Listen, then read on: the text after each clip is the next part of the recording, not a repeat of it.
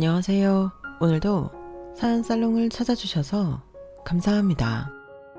의정부에 살고 있는 여성이에요. 어려움 없이 자랐지만 제 결혼을 친정에서 크게 반대하는 바람에 저희 친정 식구들과 적을 지며 결혼을 하였어요. 그때 당시엔 남편이 너무 좋아 남편만 있으면 살 수 있다고 생각을 했었거든요. 윤주야, 결혼 다시 생각해봐. 아빠가 오죽하면 말리겠니? 네 아빠가 너에 대한 기대가 그렇게 큰데 이렇게 실망시킬 거야. 원래 처음엔 없으면 못 살 것 같아도 나중엔 생각도 안 나는 게 사랑이야. 제발 잘 생각해. 엄마 아빠 왜 그래? 여태까지 엄마 아빠가 살아가라는 대로 잘 살아갔잖아요. 그러니까 이번에는 제가 하고 싶은 대로 하게 놔두세요. 나 성인이잖아. 강렬한 반대를 무릅쓰고 저흰 결혼을 했어요. 그리고 결혼하고 나서 남편의 속마음을 알게 되었네요.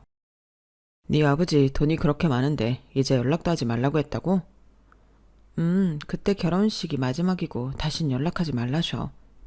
우리 잘 사는 모습 보여드리면 마음 누그러드실 거야. 아, 난 이럴 줄 몰랐지. 당장 그럼 너 돈 한 푼 없는 거야? 되게 이상하게 들린다? 당연히 일을 했으니까 한 푼도 없진 않겠지. 그게 중요해? 어차피 아빠 재산은 아빠 재산이고 나는 나인데 그게 자기한테 그렇게 중요한 건가? 당연하지. 나 사업하고 싶어 하는 거 알았잖아. 내가 일해서 모은 돈이 다야. 그래도 우리 둘이 같이 벌어서 사니까 괜찮을 거야. 사업은 나중에 한다며. 아니, 니네 집은 뭐가 그리 잘났다고 우리 아들을 반대해? 진짜 어이가 없다. 너 뭐 하나 잘난 거 있어? 친정 좀 잘 사는 거 가지고 유세 떠네.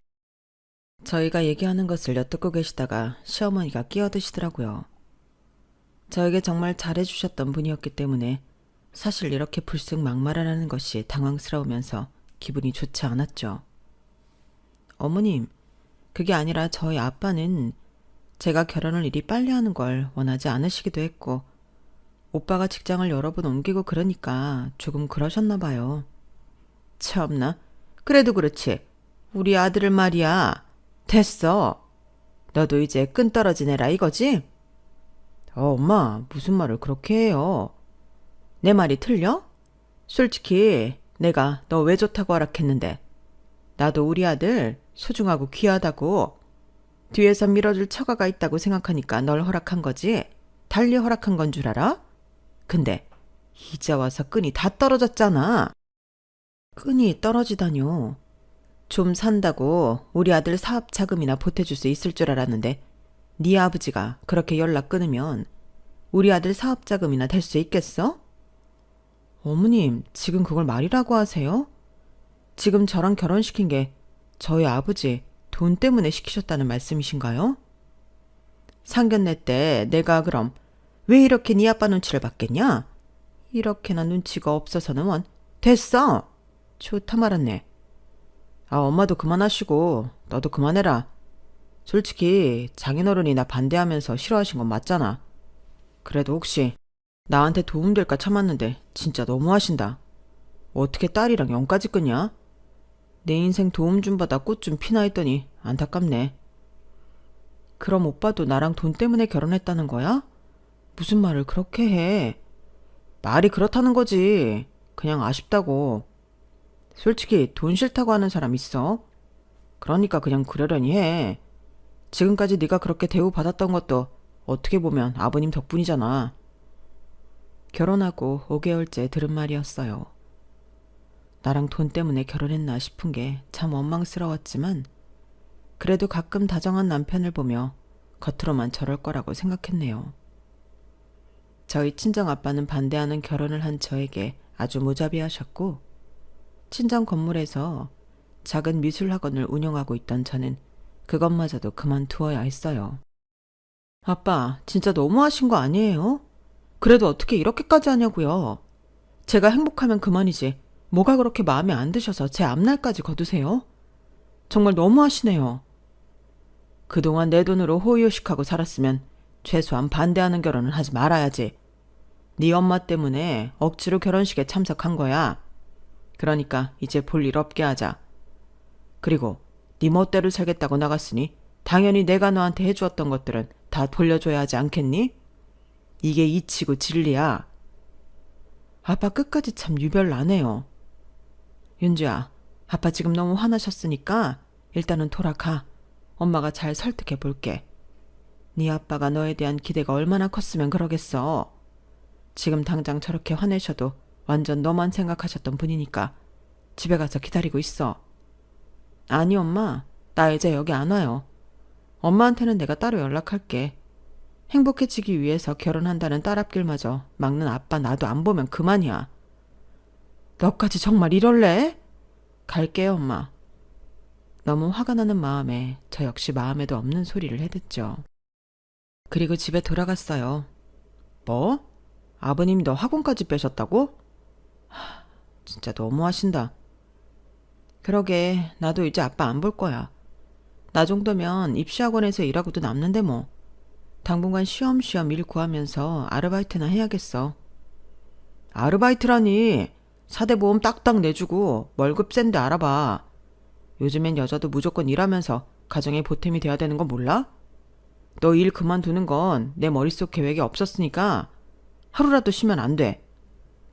진짜 돈. 자기까지 그럴래? 아무리 돈이 좋다지만 내 마음은 하나도 헤아려주지 않는 거야?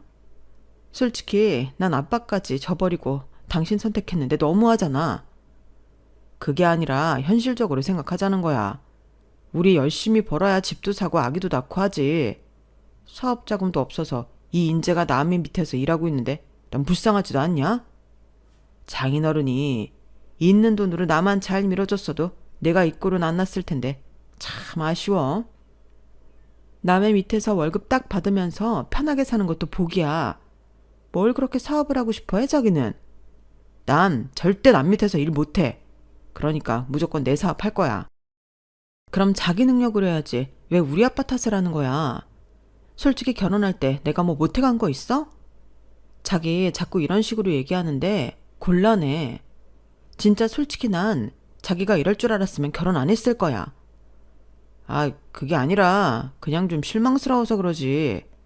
나도 장인어른이나 반대해서 마음의 상처 얼마나 많이 받았는 줄 알아? 그런데 결과마저 이러니까 진짜로 사위 대접도 못 받은 것 같아서 속상해. 네가 나였어 봐라. 진짜 이 기분 모를 거야. 알지. 나도 그 부분은 미안하게 생각해. 그래서 내가 더 잘하려고 하는 거고. 우리 아빠가 당신 반대해서 당신이 속상하고 마음이 안 좋겠지만 내가 살면서 더 잘할게. 그러니까 다 잊고 우리 이런 얘기 그만하자. 행복해도 모자를 파네. 알겠어. 대신 내 사업은 할 거야. 남편은 사업을 못하면 죽는 병이 걸렸나 싶게 자기 사업체를 차리고 싶어 했어요. 매일 취직을 하면 3개월도 못 가 그만두는 남편이었기에 정말 직장은 참 안 맞나 보다 싶었죠. 그리고 전 남편의 말대로 열심히 일을 구하기 시작했어요. 사실 최근까지 학원을 운영했던 터라 감도 떨어지지 않았고 입시계에서 나름 유명했던지라 취직이 어렵지는 않더라고요. 그리고 전 친구가 운영하고 있는 큰 학원에 강사 스카웃을 받아 가게 되었죠. 좀 쉬지 벌써 이래? 학원 접은 지 얼마나 됐다고. 남편이 닥달하는구나. 그냥 애도 없는데 벌어놓으면 좋긴 하지. 사실 남편 말이 틀린 게 없잖아.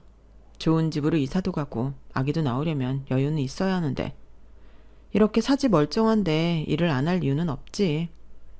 그래, 좋게 생각해. 쉬는 사람들은 일하는 사람들을 부러워하잖니. 고맙다. 니네 학원에서 그럼 나 몇 시부터 수업하면 되는 거야? 우리 귀한 강사님이신데 시간은 여기서 골라서 해. 아무래도 입시반이 낫겠지? 뭐 어린 친구들도 괜찮긴 해. 아니야, 네 실력이 아깝다. 우리 학원 애들 잘 가르쳐줘서 대학교에 턱하니 붙게 해줘. 너만 믿을게. 너같이 고급 인력이 어딨어. 전 친구의 학원에서 일을 하기 시작했죠. 다행히 다져온 길이 명확했고 제 길에 자신이 있었기에 학원을 당장 접어도 먹고 살기는 쏠쏠했어요. 오히려 학원을 운영하면서 외부적으로 내야 할 돈이 없어지니 벌이가 더 나아지기도 했고요. 사회생활을 오래 했지만 아빠 그늘 밑을 벗어난 사회생활을 해보니 정말 혼자가 된 것 같더라고요. 하지만 일을 하면서 능력을 인정받으니 돈이 자연스레 따라와 주었고 그걸 보는 남편은 정말 좋아했어요. 물론 저에게 막말을 했던 시어머니도 참 좋아하시더라고요. 우리 며느리 얼굴 보기 힘들구나. 내가 그때 했던 말 서운했지. 아니요, 괜찮아요. 저희 아빠가 오빠를 반대하니까 어머님도 기분이 나쁘셨겠죠. 아유, 그래. 그건 좀 아쉽지만 그래도 내가 너한테 그런 티를 내는 게 아니었는데 말이야. 미안했어. 다 잊었어요. 요즘에 학원 다시 나간다며. 명호가 너 수업 많다고 바쁘다던데? 네. 친구 학원에서 수업하는데 강의가 많이 늘어나서 요즘엔 오빠 볼 시간도 없네요. 죄송해요. 자주 오지도 못하고. 아니다. 젊어서 이렇게 일해야지. 우리 딸 좀 봐라. 맨날 저리 놀고만 있으니. 에이, 아가씨는 아직 어리잖아요. 어리긴. 대학교도 제대로 안 나와가지고. 내가 그래도 이번 일로 느낀 게 너처럼 많이 배우고 능력 있는 며느리 얻은 게 얼마나 다행인지. 너 일 절대 그만두면 안 된다. 여자가 너처럼 일을 해야 하는 거야. 아, 저도 알아요. 요즘엔 그리고 맞벌이는 필수죠. 그래, 잘 생각했어. 사실 네 남편 얼마나 능력이 출중하니? 회사 같은 데서 다 몰라주는 거지 너무 아쉽잖아. 얼른 사업을 해서 빛을 발해야 하는 건데 참. 맞아요. 여유가 되면 오빠도 오빠 하고자 하는 일 하며 좋을 것 같아요. 네가 빨리 벌어서 우리 명호 뒷바라지 좀 해줘라. 어? 원래 안사람이 내조를 잘해야 남편이 빛이 나는 거거든. 솔직히 난 네 아빠를 좀 기대했는데 그것도 물 건너갔으니 너만 믿을게. 아, 네 뭐. 기분이 너무 좋지 않았어요. 다짜고짜 미안하다고 하는 시어머니였지만 다 꿍꿍이는 있었더라고요. 아들 사랑에 유독 지나치신 분이겠거니 생각했고 더 이상 이 일에 몰입하지 말자고 생각했어요. 윤주야, 너 덕분에 그래서 수강생도 엄청 늘었다. 역시 학원 운영하던 거 가다가 있다니까. 고마워. 너 덕분이지. 나 배려도 많이 해주고. 우리 학원에서 가르치던 수강생들도 고맙게 찾아와 준 것도 있고. 앞으로도 잘 부탁할게. 그리고 월급은 더 올려주고 인센도 줄게. 야, 지금도 많은데 무슨. 그래도 이렇게 능력 있는 선생님 모시는데 돈은 더 줘야지. 내가 고맙다. 그동안 다져온 길을 보상받듯 전 강사로서 인정을 많이 받았어요. 내가 생각을 좀 해봤는데 네가 안정적인 직장도 있고 월급도 나보다 훨씬 많이 버니까 은행권에 대출 좀 알아보면 어떨까? 아, 나 진짜 직장 못 다니겠다. 내가 뭐 1년을 채웠어야 대출이 나오지. 뭐? 또 왜 그래? 아니, 사장놈이 이상한 것만 시키잖아. 나 같은 인재한테. 난 내가 사장하면 절대 안 그래. 내가 회사 차려서 진짜 잘만 되면 자기 학원도 다시 차려주고 잘할게. 그리고 아버님한테도 떳떳해지지 않겠어? 생각 좀 해보자. 내가 10년을 넘게 생각한 거야. 나 이 길로 성공하겠다는 자신감 있어. 사업 시작하고 1년은 마이너스 나도 살아줘야지. 당장 하루하루 적자면 자기 어떻게 살아. 모아놓은 돈 있어? 그러니까 네가 도와줘야지. 부부가 괜히 부부겠어. 나 진짜 너 행복하게 해주고 싶고 무엇보다 나 이렇게 반대한 장인어른한테 꼭 보여드리고 싶어. 당신 딸 행복하게 해주는 남자라고 말이야. 남편은 절 설득하기 시작했어요. 사실 아빠 얘기를 들먹이며 하는데 저 역시 저희가 정말 잘 사는 모습을 보여주고 싶었기에 뭐에 홀린 듯 남편을 도와주기로 마음을 먹었죠. 아유, 고맙다. 우리 며느리 역시 네가 현명하다니까. 넌 신용도 좋아서 이렇게 한 번에 대출 나올 줄 알았어? 아니에요. 명호 오빠가 잘 되면 저야 좋죠. 언니, 저 오빠 사무실에서 격리로 일하기로 했어요. 어쨌든 우리 가족 잘 살아봐요. 너무 고마워요. 네, 아가씨도 오빠 옆에서 많이 도와주세요. 그래도 남보단 가족이 낫잖아요. 그럼요. 오빠 일거수일투족도 다 보고할 테니까 걱정 마세요. 예, 너는 네 새언니 끈앞을 대려고 하냐? 참나, 네 오빠가 어디 이상한 행동할 사람이야? 엄마는 농담이지. 어머니, 저 그렇게 생각 안 하니까 너무 걱정 마세요.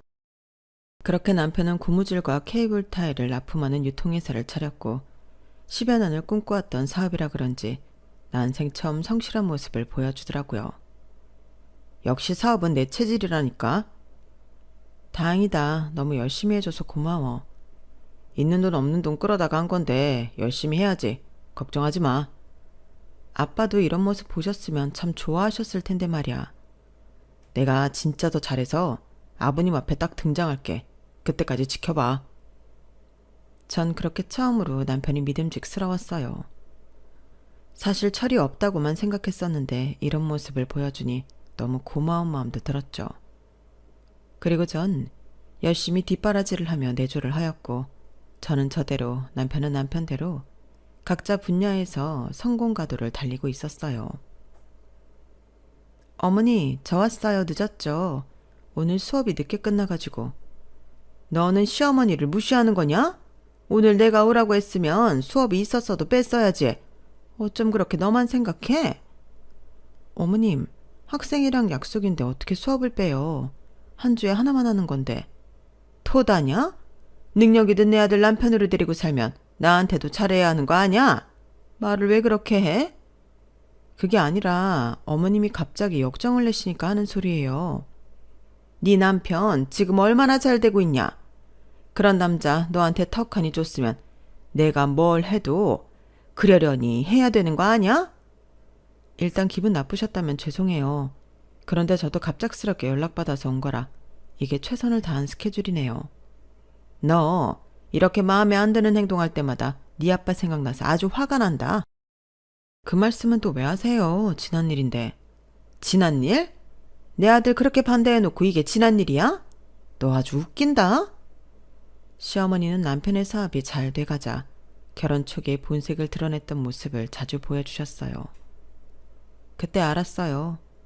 시어머니는 아쉬울 땐 잘해주시고 아쉽지 않을 때는 본인의 본 모습이 나온다는 점을 말이죠. 그리고 남편 또한 일이 바빠지고 수입이 많아지자 저에게 고마워했던 마음은 온데간데 없어지더라고요. 아침은 기본적으로 차려놔야 하는 거 아니냐? 내가 일반 회사원도 아니고 무려 사업체를 운영하는 사람인데. 오빠 아침 안 먹는다며. 그건 너 힘들까봐 괜히 한 소리지. 차려주는데 싫어하는 사람 있어? 알겠어. 나 출근 늦으니까 다음부터 아침 차릴게. 눈치껏 해라. 큰일하는 사람인데. 기가 막혔지만 일이 바빠져서 힘든가 보다 했고 전 워낙에 무던 남편에 속했기에 그러려니 했어요. 하지만 제대로 남편에게 실망하는 일이 생기고 말았죠. 뭐? 오빠가? 아빠는 모르시고? 알겠어요. 제가 한번 구해볼게요. 너도 돈 없을 텐데 어떻게 구하게? 김서방한테 얘기해봐야지 뭐. 에휴, 미안하다. 네 아빠 그때 쪽 같은 성격에 네 오빠까지 안 본다고 난리칠까봐. 너한테 얘기는 했다만 없어도 괜찮으니까 너무 무리는 하지 마. 아니야, 김서방이 모른 척하지는 않을 거야. 그래도 오빠잖아. 급전이 필요한 친오빠였기에 제가 있는 돈이 부족하여 남편에게 얘기를 했었어요. 나름 사업이 잘 되고 있기도 했고 그 전에 힘들다고 했을 때 저희 오빠도 제 남편을 많이 도와줬던 터라 당연히 어려운 부분이 아니라고 생각했네요. 미쳤냐?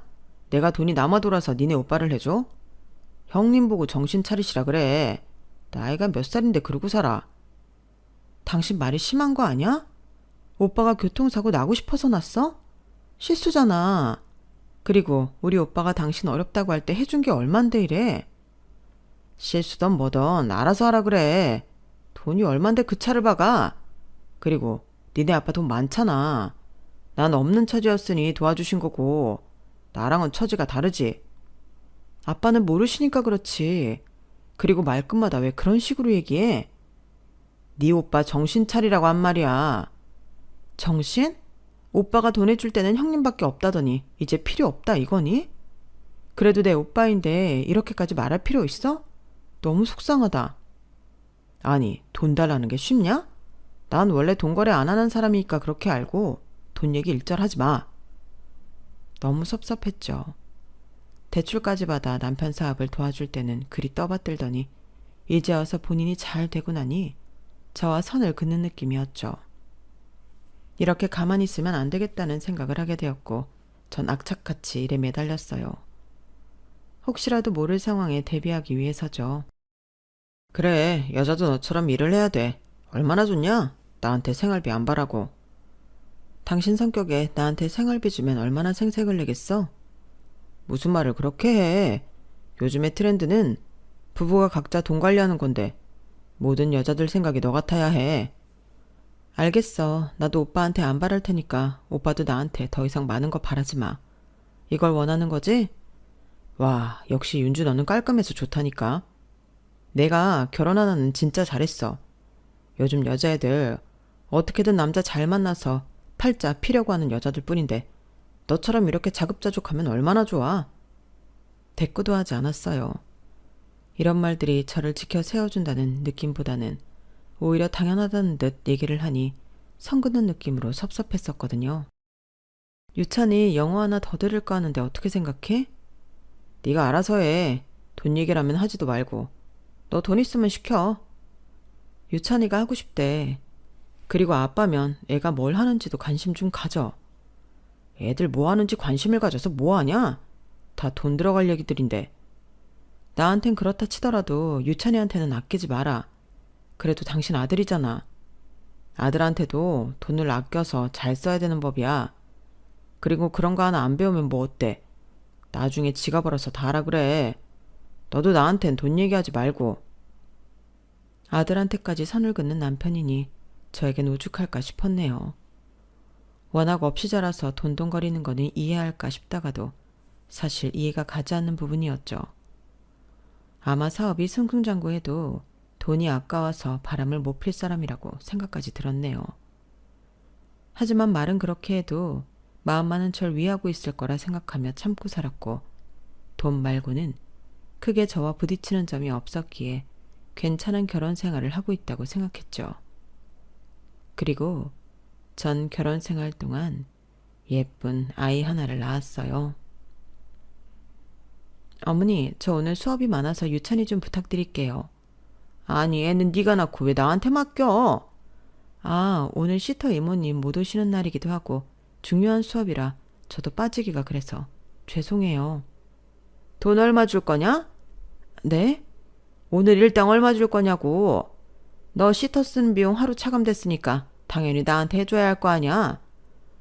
아, 필요한 금액 말씀하시면 드릴게요. 그래, 알겠다. 6시까지만 봐줄 거니까 그렇게 하라. 네, 최대한 빨리 오도록 할게요. 시터보다는 더 줘야 한다? 내가 그래도 친할미인데. 당연히 아이 봐주시는 날을 계산해서 용돈을 줘야지. 매번 저렇게 말씀하시는 어머님이 참 서운하게만 들렸어요. 이 집에선 내가 돈이 없으면 정말 무시를 당하겠구나 생각했고 악착같이 돈을 모았네요. 너 강의료랑 월급이 얼만데 옷 좀 사 입어라. 괜찮아. 아직 입을만 한데 뭐. 우리 윤주 결혼하기 전에는 진짜 잘 꾸미고 예쁘기만 했는데 어쩌다 이렇게 됐을까? 이래서 내가 결혼을 안 한다니까? 그래, 넌 하지 마라. 내가 말릴 거야. 그래도 유찬이 보니까 좋지? 유찬이 때문에 살지.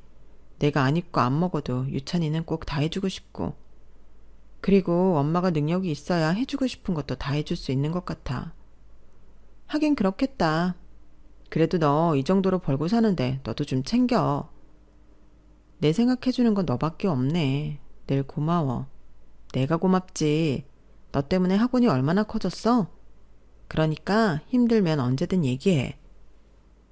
옆에서 보는 가장 친한 친구마저도 안 먹고 안 쓰는 저를 보며 안타까워했죠. 그럼에도 혹시나 모를 상황에 전 돈을 악착같이 모았고 결혼생활 10년 동안 현금 3억이나 모았죠. 이제는 나도 내 학원을 차려볼까 싶을 때 신우이가 결혼을 한다며 얘기를 하였어요. 철딱서니 없는 것. 결혼 언제 하나 했더니 이제야 하는 거네. 오빠는 속이 시원한가 봐? 그래, 나도 이제 오빠처럼 얼른 가정 꾸려야지. 축하해요, 아가씨. 결혼 선물 원하는 거 있으면 말해봐요.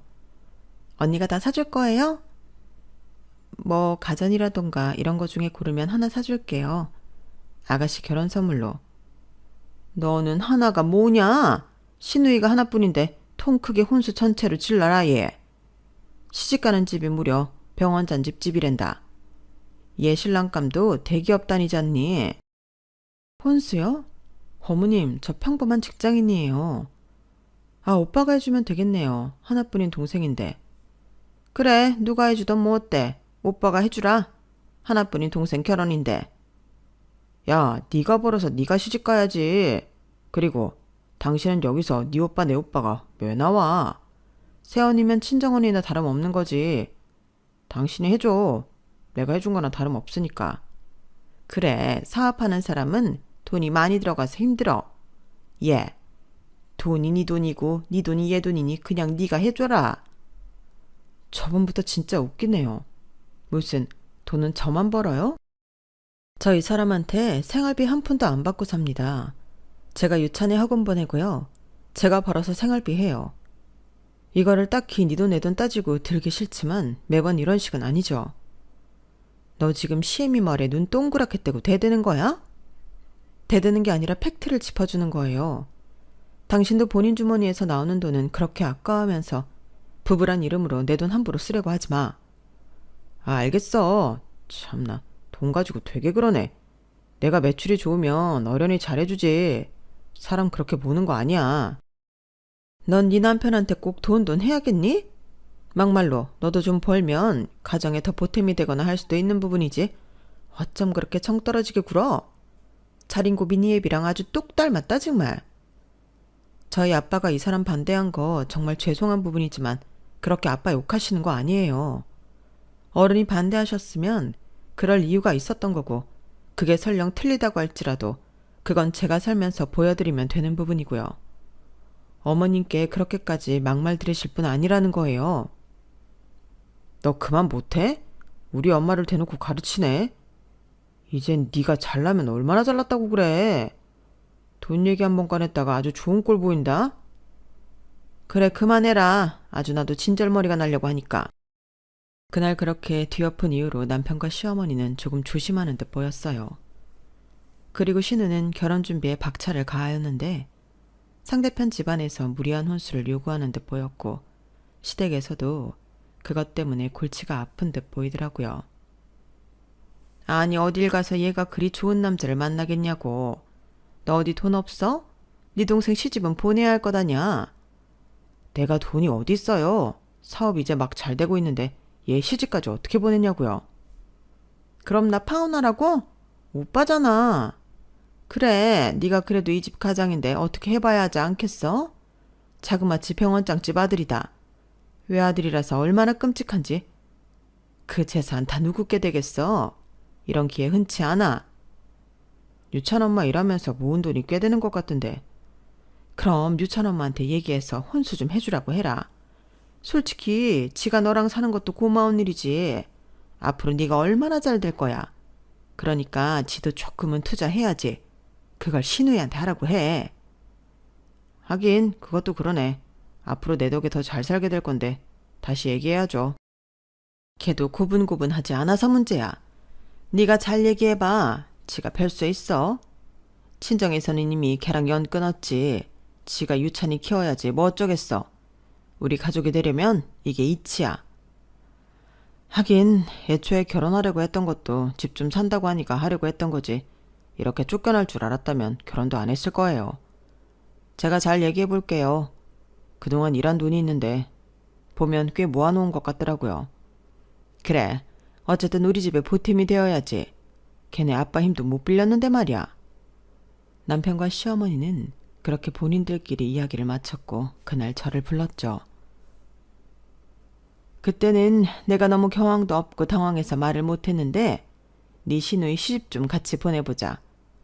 솔직히 너 이 집에서 10년 동안 살았는데 네 친동생처럼 해줄 수 있잖니. 뭐를요? 그래서 결혼한다니까 혼수 하나 선물하기로 했잖아요. 그게 아니라 애비한테 듣기로는 너 돈 꽤나 모았다고 하더라. 10년을 한 번도 안 쉬고 일했으면 사실 모으고도 남았어야지. 애비가 네 통장 봤을 때 거의 억이 넘는다던데. 그런데요. 그것 좀 네 신우 결혼할 때 쓰자. 그 정도는 해야 이 집 식구지. 아니니? 어머니, 저한테 뭘 해주셨다고 이렇게 돈을 요구하는 게 당당하세요? 아니, 뭘 꼭 해줘야 되냐? 가족끼리 여유가 있으면 좀 해줄 수 있지. 근데 유찬 아빠는 저희 친정오빠 급장 필요할 때 엄청 비꼬면서 막말만 했는데요. 돈 한 푼 해주지도 않고. 그런데 제가 왜 아가씨 시집 가는데 돈을 보태야 하냐고요. 야, 너 진짜 말 그렇게 할래? 솔직히 우리 회사 이제 승승장구하는데 네가 사모님 될 거 아냐. 내가 사모님 시켜달라고 했어? 당신 진짜 말 웃기게 한다. 아니, 그게 아니라 어쨌든 너도 내 덕 보지 않겠어. 그냥 좋은 게 좋은 거다라고 생각하면서 협조 좀 해라. 좋게 말하려고 했더니 안 되겠다. 너 네 집에서 손절당하고 유찬이까지 우리한테 뺏기고 혼자 되고 싶냐? 네 옆에 있어주는 가족이 누구인지 잘 생각해보란 말이야. 돈이야 또 벌면 되는 것을 더럽게 치사하게 구네. 어머님, 정말 아픈 구석 쿡쿡 찔러가며 말씀하시네요. 알겠어요. 그렇게 협박 아닌 협박을 하시는데 제가 어떻게 버티겠나요? 그래도 시간을 주세요. 이제야 말이 통하는구나. 네 예비가 우리 아들한테 못해준 거 네가 우리 딸한테 대신 해준다고 생각해. 끝까지 저희 친정 아빠를 들먹이며 말씀하시는 어머님이셨죠. 남편은 그 옆에서 당연한 듯 고개를 끄덕였고 그 모습을 보자 더는 망설일 필요가 없겠다고 느꼈어요. 그리고 전 정확히 3주 뒤 시모에게 계좌이체를 시켜주고 서류 한 장을 보냈죠. 그 돈과 서류를 받아본 시댁은 아수라장이 되고 말았어요. 너 이게 다 뭐야? 그리고 이혼 서류는 뭐고? 네가 10년 동안 억이 넘는 돈을 모은 걸 잘 아는데 고작 1,000만 원이 말이 돼? 우리 딸 시댁이 얼마나 어마어마한 집인 줄 알아? 그걸 제가 왜 알아야 하는데요? 어머님 가끔 보면 진짜 웃기세요. 그 돈이 딱 명옥 씨 돈이네요. 지 동생 시집은 지가 알아서 보내야죠. 그리고 제가 보낸 이혼 서류 갔으니 거기에 명옥 씨도 보고 도장 찍으라고 하세요. 뭐야? 너 말 다 했어? 아니요. 할 말은 차고 넘치는데 굳이 참고 있거든요. 그러니까 폭발할 것 같은 척 건들지 마시고 할 거 하세요. 너 우리 아들 돈 어디서 난 거야? 어? 그이가 바빠서 몰랐나 본데 제 집 팔았어요. 아, 돈은 명호 씨가 지불했고 제 명의로 해준 제 집 말이죠. 뭐야? 너 그 집이 어떤 집인데 팔아? 우리 아들이 피땀 흘려 모은 돈 아니냐? 정확히 말하면 집만 샀지 뭐 하나 집에 보탠 거 있는 줄 알아요? 그동안 저 부려먹고 산 대가라고 생각할 테니까 더 이상 얼토당토 하지도 않는 말 마세요. 저는 전화를 끊었고 곧이어 남편에게 전화가 오더라고요. 엄마가 하는 소리가 다 무슨 소리야? 나 출장 간 사이에 너 집 팔았어? 그래, 내 집 내가 팔았어. 그게 어떻게 네 집이야, 내 집이지. 내가 산 집이잖아. 네 명이니까 내 집이지. 몰랐어? 어차피 당신 사업 시작할 때 내가 도와줘서 한 거잖아. 그 돈도 아직 안 갚았고. 그동안 나랑 살면서 생활비 한 푼도 안 줬지. 이 집도 내 이름으로 해놓은 게 내 앞으로 대출받으려고 해놓은 거잖아. 아니야? 아니, 그건 너도 그때 좋다고 했잖아. 이런 일이 생길 것 같아서 좋다고 한 거야. 어쨌든 고마워. 집 다 팔아서 당신이 나한테 처음에 가져간 돈이랑 또 10년치 생활비, 그리고 내가 당신이랑 살면서 스트레스 받은 정신적 피해 보상, 비용 다 합치니 집 한 채는 되더라. 그래도 아가씨 결혼은 해야 하니까 위로금이라고 생각해서 돈 좀 보내봤어. 마지막이기도 하니까. 그 집이 얼만데 1,000만 원만 보내. 너 진짜 이럴래? 아, 그래. 당신 섭섭한 거 알겠어. 근데 이렇게 무차별로 통보하는 건 아니지. 나랑 상의도 없이. 내 집을 내가 파는데 너랑 왜 상의를 하니? 이혼 서류에 도장 찍어. 친권 양육권 다 내가 가져올 거고 안 그러면 소송 들어갈 줄 알아. 내가 미쳤지. 우리 아빠가 그때 널 이래서 반대하셨던 거야. 인성을 보신 거지. 반대하는 결혼해서 더 잘 살고 싶어 참았는데 내 인생이 너무 아까운 거였지. 10년은 어떻게 참고 살아봤는데 니네 엄마 뻔뻔한 돈 요구에 도저히 못 살겠더라. 아, 그리고 그날 니네 모자 하는 얘기 다 들었어. 어떻게든 내가 모은 돈 다 빼돌리려 하는 소리. 근데 내가 왜 참아줘야 하니? 니들만 빼돌릴 수 있는 거 아니야. 나도 충분히 이렇게 뒤통수 칠 수 있다고. 어쨌든 함께해서 더러웠고 다신 보지 말자. 너 화나서 그래? 그건 그냥 엄마 기분 맞춰주려고 했던 얘기야. 애초에 그런 마음이었으면 너랑 왜 살았겠어? 내가 결혼하고 한 번도 안 쉬고 일하지, 돈 벌지. 너한테 생활비 한 푼 달라고 하지. 그러니까 나랑 산 거 아니야? 너 네 돈이라면 끔찍한 놈이잖아. 나도 내 돈이라면 이제 끔찍하거든. 각자 도생하고 살자. 아, 알겠어. 네 마음 다 알겠으니까 일단 진정하고 그 돈 계좌로 다시 보내. 내가 그러면 생각해 볼게. 뭘 생각해? 착각하지 마. 지금 생각할 게 아니라 내가 널 버리는 거야. 이 호랑 말코 같은 놈아. 전 전화를 끊어버렸죠.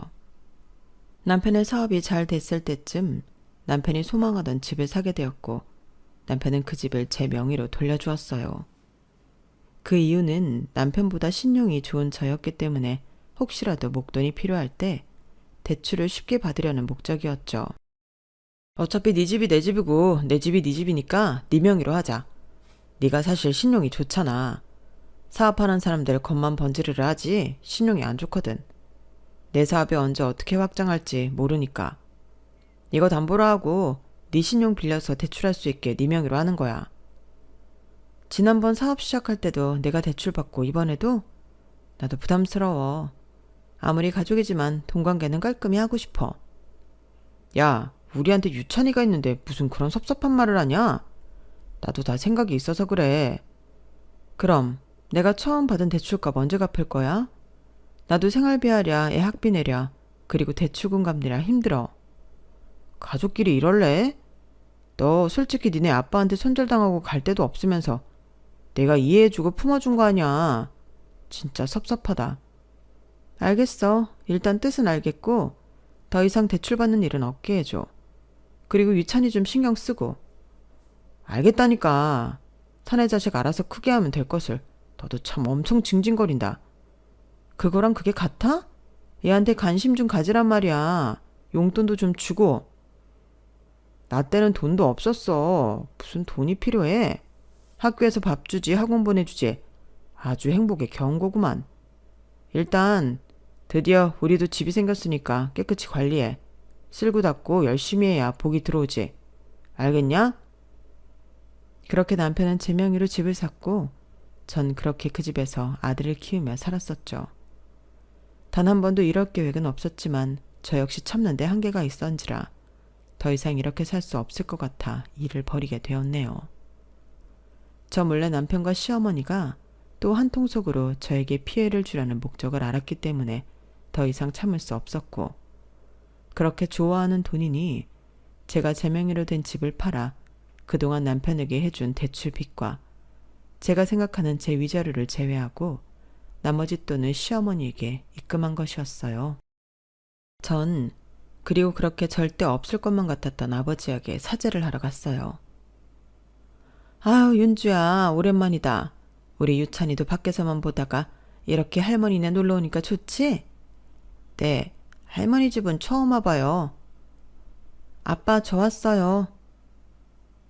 밥 먹고 애랑 한참 놀다 가라. 아빠한테 어느 정도 얘기는 해놨어. 아무 말 없으시더라. 오늘 밥도 먹고 실컷 유찬이랑 놀다 가. 엄마 고마워요. 그리고 미안해.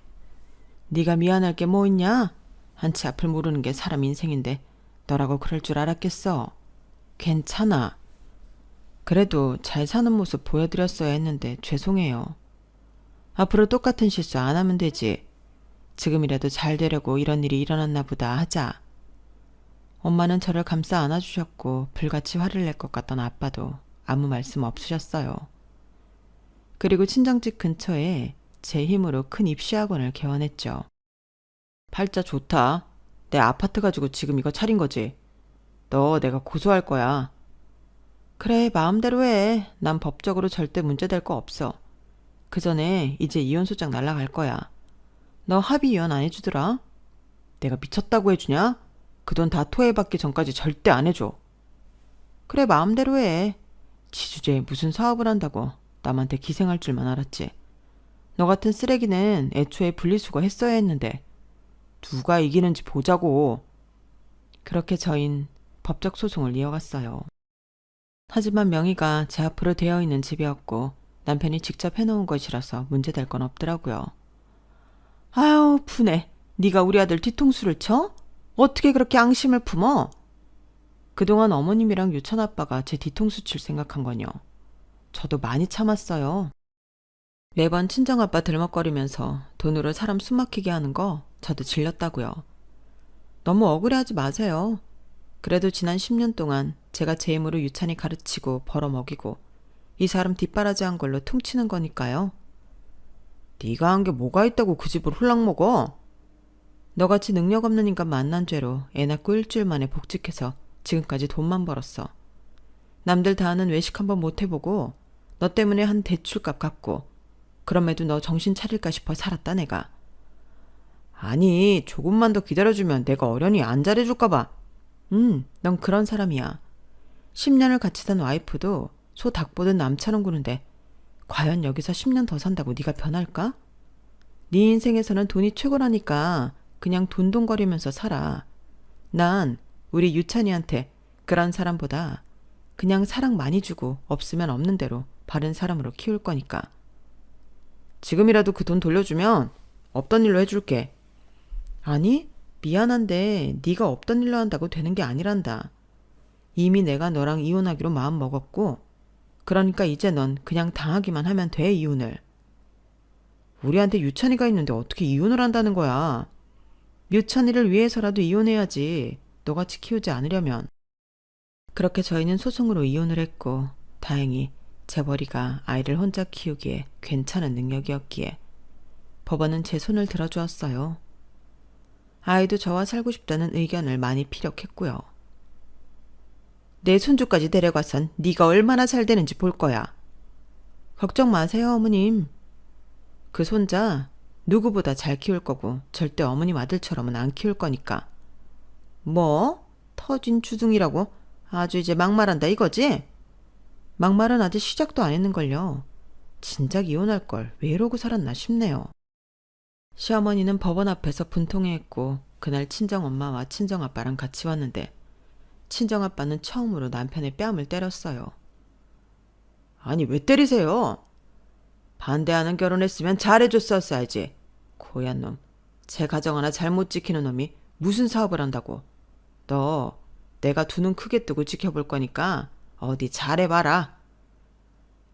이 화근이 다 애초에 장인어른이 반대해서 이렇게 된 거 모르세요? 자기 딸 버릴 땐 언제고 이제 와서 좋은 아빠 코스프레를 한 거야. 이제라도 좋은 아빠 되려고 한다. 왜?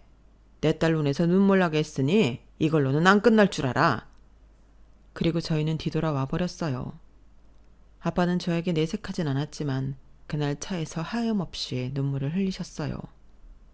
그리고 아빠의 후폭풍은 무서웠고 큰 유통업을 하고 있던 아빠였던지라 곳곳에 인맥이 많았고 남편이 사업에도 지대한 영향을 미치게 되었죠. 장인어른 이렇게까지 하시는 건 아니죠. 저 아파트까지 뺏기고 제가 피해자라고요. 내가 어디 장인이야?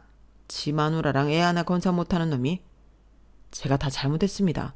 그러니까 제 거래처들한테 얘기 좀 잘해주세요. 어차피 니네 물건 안 좋다고 소문이 파다하다고 하더라.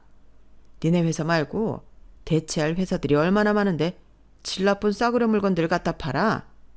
지금 많이 남기고 싶어서 하여간 머리 쓰고 있네. 너 같은 놈은 사업가도 아니야. 그냥 하루 벌어 하루 먹고 사는 게 딱이라고. 아, 제가 잘못했습니다. 그래도 앞길을 막는 건 아니죠. 저도 먹고 살아야 양육비도 주고 뭘 할 것 아니에요. 네 양육비 아니어도 우리 손자 잘 먹고 잘 사니까 걱정 마라. 그렇게 남편은 졸지에 거래처들을 많이 잃게 되었는데 사실 저희 아빠 입긴 때문만은 아니었고 본인이 질 나쁜 물건들을 유통해와서 말도 안 되는 가격으로 후려치고 있던 게 제일 큰 문제가 되었던 거예요. 그리고 그렇게 남편은 내리막길을 빠르게 걷게 되었어요. 이젠 내가 반대로 집안일 할게. 그러니까 한 번만 봐줘. 남편의 애원을 가볍게 무시하고 전 제 길을 열심히 닦아갔어요. 부모님께 실망시킨 점을 빠르게 회복하는 것은 내 길을 열심히 닦아 나가는 것이라고 생각했기에 더 일에 매달렸고 아이를 살뜰히 돌봤죠. 아빠가 미안했다. 그때 그렇게 하지만 않았어도 네가 이럴 일은 없었을 텐데. 아빠 아니에요. 내가 미안하지. 앞으로 나 잘 살 거니까 두고 봐줘요. 그동안엔 아빠 그늘 아래서 잘 살았는데 혼자 여기까지 왔어. 이제 잘 지켜봐줘. 고맙다. 그리고 아빠가 이제 도와줄게. 아니 아빠 괜찮아. 나 봤지? 이제 혼자서도 잘해. 아빠가 그동안 나 많이 도와줬는데 이제는 내 도움 받으셔야지. 내가 더 잘 돼서 아빠한테 받은 거 다 돌려드릴게요. 아빠 가슴에 대못 받고 이제서야 철이 들었네요. 죄송해요. 에휴, 분유가 이렇게 화해하니까 내가 눈물이 다 난다. 진작 이랬으면 얼마나 좋아요. 어? 너도 그렇고. 당신도 이제는 서로 좋은 것만 생각하면서 지내자고. 엄마 이제 2다리 뻗고 잘 수 있어서 너무 행복하다. 끝내 풀지 못할 것 같은 아빠와 화해도 하고 지금은 정말 행복하게 살고 있어요. 싱글맘으로 우리 아들 외로우면 어쩌나 했지만 친정 식구들의 보살핌 속에 밝게 자랐고 의젓한 청년이 되었네요.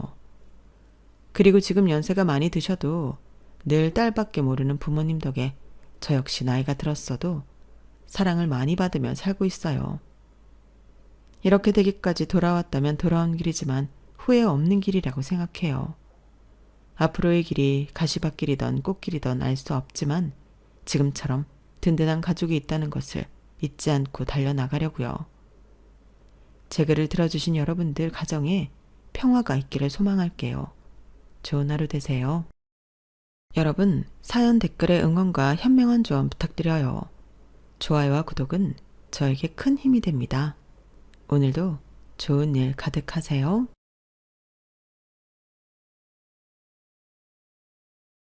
안녕하세요. 오늘도 사연 살롱을 찾아주셔서 감사합니다. 수원에 살고 있는 30대 여성이에요. 요즘엔 딱히 결혼 정년기라는 게 없긴 하지만 그렇다고 해도 제 나이 정도면 결혼이 늦었다고 할 만할 거예요. 불과 1년 전까지만 해도 저는 웨딩드레스를 고르고 있었어요. 2년 가까이 사귀어온 남자친구와 결혼을 할 생각이었거든요. 하지만 생각지도 못한 일이 벌어졌고 여전히 저는 솔로로 남게 됐어요. 그렇다고 그 결정을 후회하는 건 아니에요. 다른 사람은 몰라도 저희 엄마를 생각한다면 그 결혼은 절대 해서는 안 되는 거였으니까요. 세상에는 영화보다도 더 영화 같은 일이 벌어지기 마련이잖아요. 따지고 보면 이번 파우 사건도 그 정도로 황당하고 어이없는 일이었던 것 같아요. 그럼 지금부터 제 파혼에 얽힌 기가 막힌 사연을 들려드릴게요. 제 이야기를 시작하려면 먼저 저희 엄마 얘기부터 해야 할 것 같아요. 그래야 제가 왜 파혼까지 결심했는지 잘 알 수 있으실 테니까요. 저희 외할아버지는 지방 유지셨어요. 정미소와 양조장도 크게 하시고 건어물상도 여러 개 가지고 계셨거든요. 그래서 엄마는 중학생 때까지 고생이라는 걸 해본 적이 없었어요. 외할아버지께서는 무남정녀 외동딸한테 아낌없이 지원하시는 분이셨기에 모든 게 풍족했고 남들보다 많은 걸 누릴 수 있었죠. 딱 하나 없는 게 있다면 엄마였어요. 외할머니께서는 저희 엄마를 낳으시고 병을 얻으셨는데 그 후로 계속 시름시름 앓으시다가 엄마가 5살이 되던 해 세상을 떠나셨어요. 엄마는 외할머니께서 몸이 안 좋으신 탓에 어릴 때부터 유모 손에서 자랐던 터라 크게 달라질 건 없었지만 국민학교에 진학하고 친구들이 엄마와 끈끈한 유대를 다지는 걸 보면서부터 줄곧 엄마 없는 외로움을 느껴야 했어요. 아무리 유모가 잘 돌봐줘도 엄마를 대신할 수는 없으니까요. 그래서 외할아버지께서는 저희 엄마 또래의 먼 친척 아이를 집에 들이셨어요. 촌수를 따져보면 거의 남이나 다름없는 그 아이는 엄마와 동갑내기 여자아이였어요. 집이 가난해서 입 하나라도 줄이고 싶었던 먼 친척분이 6째 딸을 저희 외가의 식모로 보내셨던 거예요. 말이 식모지 그 아이가 하는 일은 저희 엄마와 한 집에서 지내면서 함께 놀고 학교도 같이 다니는 게 전부였어요. 어릴 때부터 부족한 거 없이 풍족하게 많은 사람들의 사랑을 받았다. 엄마와 달리 그 친척 아이는 꽤 영악했던 모양이에요. 외할아버지께서는 1년에 한두 번 저희 엄마를 서울에 있는 양장점에 데려가 옷을 맞춰주곤 하셨는데 그렇게 만들어 오는 옷은 세상 어디에도 없는 유일한 디자인으로 저희 엄마만을 위한 옷들이었어요. 좋은 원단에 여자아이들이 좋아할 만한 프릴을 잔뜩 넣어 동화책에 나오는 공주 드레스 같던 그 옷은 단연 아이들의 눈길을 사로잡았어요. 당연히 친척 아이 눈에도 그 옷들이 예뻐 보였을 거예요. 할아버지 앞에서는 아무 말 않던 아이는 엄마랑 둘이 있을 때면 옷장 가득 들어있는 엄마 옷을 마음대로 입어보곤 했대요. 무력이 없던 엄마는 그걸 보고도 뭐라고 하지도 않았고요. 그런데 거기서 그치지 않고 그 아이는 욕심을 부렸던가 봐요. 한 번은 엄마가 하얀색 공주품 원피스를 입고 등교를 했다가 운동장에서 넘어지는 바람에 가슴팍에 풀물이 들었는데 아무리 빨아도 물이 빠지지 않자 그 옷을 버리려고 했었대요. 그걸 본 친척 아이는 자기가 입겠다고 말했고 그렇게 하라고 했는데 그게 문제의 발단이 되었던 거예요. 언제부턴가 멀쩡하던 옷에 빨아도 지지 않는 물이 드는 일이 늘었고 그럴 때마다 그 옷은 친척 아이 차지가 되었죠. 대충 눈치를 채셨겠지만 옷에 물을 들인 범인은 바로 그 친척 아이였어요. 옷에 빠지지 않는 물이 들면 엄마가 그 옷을 버리라고 할 게 뻔했고 그러면 자기 차지가 된다는 걸 알았던 거죠. 하지만 어른들이 어린아이의 영악함을 모를 리가 없었어요. 하루는 유모가 그 친척 아이를 불러 따끔하게 혼을 냈거든요. 명자 이 영악한 계집애 봐주는 것도 한두 번이지 이게 어디서 여우짓을 하고 그래? 그게 얼마짜리 옷인데 그걸 뺏겠다고 옷에 물을 들여? 넌 내가 모를 줄 알았니? 아니에요. 제가 그런 거 아니에요. 저는 정말 아무것도 몰라요. 정아 옷에 먹물이 든 거 저는 정말 몰랐다고요. 요것 봐라. 내가 옷에 물이 들었다고 했지 먹물이 들었다고는 안 했는데 넌 그걸 어떻게 알았어? 먹물인 거 어떻게 알았냐고? 네가 물 들였으니까 아는 거 아니야. 너 오늘 회초리 좀 맞아야겠다. 불쌍해서 받아줬더니 감히 주인집 딸옷을 탐내? 당장 종아리 걷어. 그날 친척 아이는 유모한테 피가 터질 정도로 종아리를 맞았어요. 그나마 엄마가 그 사실을 알고 달려가 막아서 그 정도였던 거더라고요. 옷 외에도 친척 아이는 저희 엄마 인형이며 학용품, 구두, 그 밖에 모든 걸 부러워했고 때로는 몰래 훔쳐가기도 했었대요. 그럴 때마다 유모는 저런 도둑녀는 집에서 쫓아내야 한다고 했지만 친구를 잃기 싫었던 엄마가 울면서 매달린 탓에 쫓겨나지 않고 용케도 그 집에 붙어 있을 수 있었고 저희 엄마와 중학교까지 함께 다닐 수 있었어요. 그러다 고등학교 진학을 앞둔 중3 가을 저희 외가가 서울로 이사를 하게 되었어요. 말이 이사지 야반 도주나 다름없는 거였죠. 할아버지가 도로건설 사업에 손을 대셨다가 망하는 바람에 정미소와 양조장, 건어물상까지 모두 남의 손에 넘어가고 남은 재산이 거의 없었거든요. 오랜 시간 집에서 부리던 사람한테 요즘으로 치면 퇴직금조로 조금씩 챙겨주고 나니 서울에 작은 집 하나 얻을 돈밖에 남지 않았어요. 그러니 친척 아이를 데리고 갈 수도 없었죠.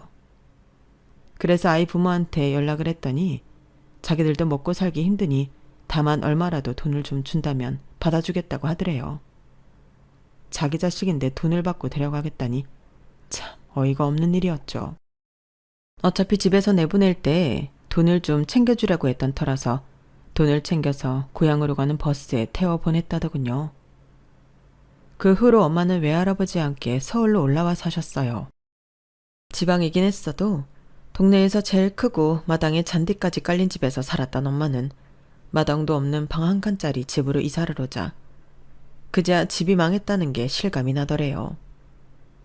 다행히 근처에 고모님이 살고 계셔서 살림은 고모님 때 식모가 와서 밥이며 빨래를 해주었어요.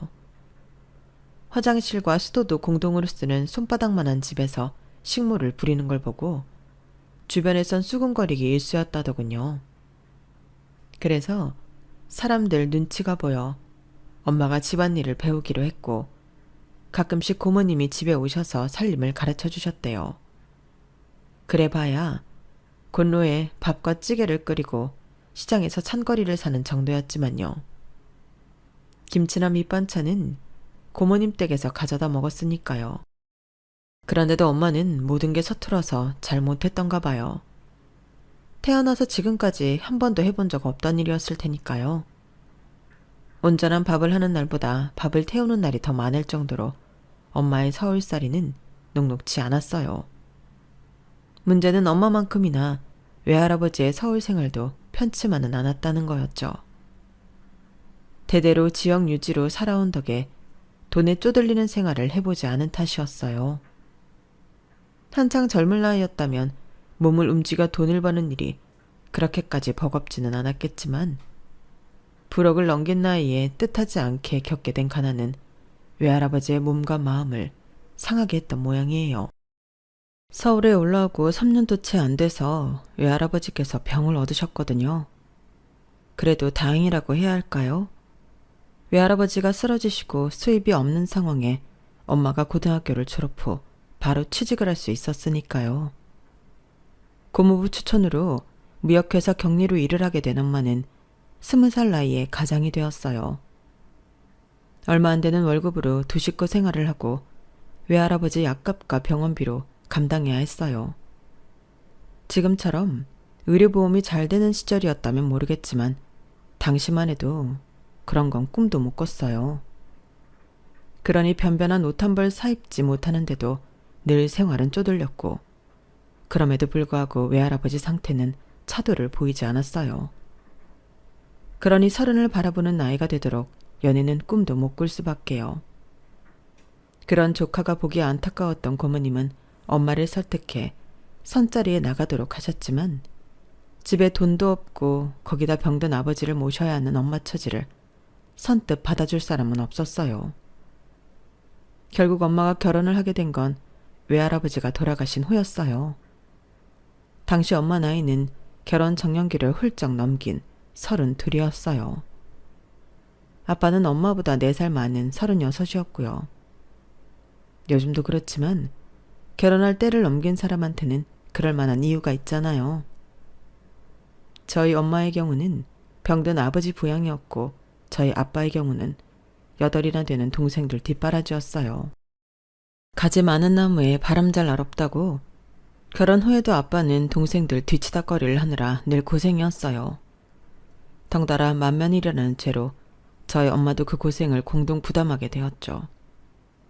아빠의 8명의 동생들 중에서 그나마 걱정 안 끼치는 3명을 빼고 나머지 형제들은 지금 생각해도 이가 갈릴 정도로 형편없는 인간들이었어요. 특히 둘째 삼촌은 교도소를 제 집 드나들 듯하는 사람이었어요. 사기에 폭력 전과가 화려한 인간이거든요. 그 삼촌 때문에 아빠는 툭하면 피해자들을 찾아가 무릎을 꿇고 빌어야 했고 엄마는 삼촌 때문에 합의금을 만드느라 고생이었어요. 파출소나 경찰서에서 걸려오는 전화는 10중 8구 삼촌이 사고를 쳐서 걸려오는 전화였기에 늘 부모님을 긴장하게 만들었어요. 그런데 제가 중학교에 들어가던 해에 걸려온 전화는 조금 달랐어요. 그 전화를 받고 아빠가 눈물을 뚝뚝 흘리셨거든요. 술집에서 싸움이 났는데 삼촌이 취객이 휘두른 칼에 맞아 세상을 떠났다는 소식이었어요. 평소 입버릇처럼 귀신은 뭐 하나 몰라 저 자식 안 잡아가고 라고 말하던 아빠였지만 그래도 동생의 부고 앞에서는 가슴이 찢어진 것처럼 서럽게 우시더라고요.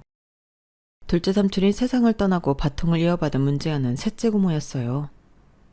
아빠 형제 중에 가장 인물이 좋았던 셋째 고모는 인물값을 하려고 그랬는지 남자 문제로 저희 부모님 속을 엄청 썩이셨어요. 그냥 연애를 하면 좋으련만 꼭 가정이 있는 남자랑 만남을 이어가는 통에 한 번은 내연남 부인한테 저희 엄마가 머리채를 잡히기도 했어요. 엄마는 시누이 때문에 동네에서 얼굴을 들고 다닐 수 없을 정도였죠. 그렇게 남의 가정을 파괴하고 심지어 우리 부모님한테까지 민폐를 끼치며 개차반 인생을 살던 셋째 고모가 의사 남편을 만나 지금은 의사 사모님으로 살고 있다는 건 참 신기한 일이지만요. 원래 놀던 인간들이 자기 배우자 감시를 더 잘한다더니 셋째 고모는 고모부가 혹여 바람이라도 피우지 않을까 전전긍긍하며 살고 있어요. 그 외에도 저희 집에 와서 엄마 옷과 화장품, 심지어 구두까지 훔쳐가는 막내 고모도 있고 툭하면 주식으로 돈 날리고 돈 빌리러 오는 막내 삼촌도 있어요. 그런데 웃긴 건 아빠의 동생들 중 문제의 5명은 누구 하나 뺄 거 없이 저희 부모님께 기생해서 살았는데 정작 자기들이 살만해지니까 약속이나 한 것처럼 연락을 딱 끊고 살았다는 거예요. 더는 뜯어먹을 게 없어서 그런 거겠지만요. 하지만 아무리 그렇다고 해도 자기 형이자 오빠가 세상을 떠났을 때만큼은 찾아올 수 있는 거잖아요. 그런데도 세상을 떠난 한 명을 제외하고 나머지 4명은 그 정도의 인간적 도리도 하지 않는 쓰레기들이었어요. 아빠가 음주 촬영에 치여 세상을 떠나시고 작은 아빠를 통해 부고 연락을 받았음에도 넷은 끝까지 장례식장에도 나타나지 않았어요. 나중에 큰 고모한테 들었는데 저희 집에 빚이 있다는 얘기를 듣고는 혹시라도 자기들한테 돈 빌려달라는 소리를 할까봐 그랬다고 하더라고요. 그 빚이 누구 때문에 생긴 건데 말이죠.